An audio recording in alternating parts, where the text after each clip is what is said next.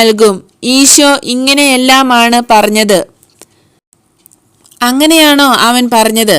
അതാണെങ്കിൽ നമ്മൾ ഉടനെ അവൻ്റെ അടുത്ത് പോകണം എന്ന് എടുത്തുചാട്ടക്കാരനായ പത്രോസ് പറഞ്ഞു.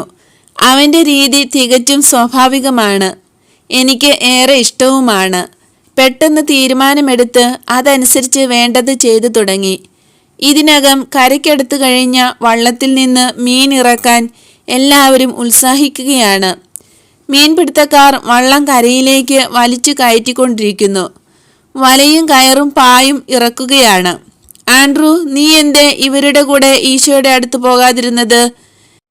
നീ ഒരു മടയൻ തന്നെ എന്നായി പത്രോസ്. അതെന്താ ശിമയോൻ നീ ഇപ്പോൾ ഇങ്ങനെ പറയുന്നത്? ജോണിനെയും ജെയിംസിനെയും കൂടെ വരാൻ നിർബന്ധിക്കാഞ്ഞതിന് നീ എന്നെ കുറ്റപ്പെടുത്തി. രാത്രി മുഴുവനും ഇത് പറഞ്ഞ് നീ പിറുപിറുത്തു. ഇപ്പോൾ നീ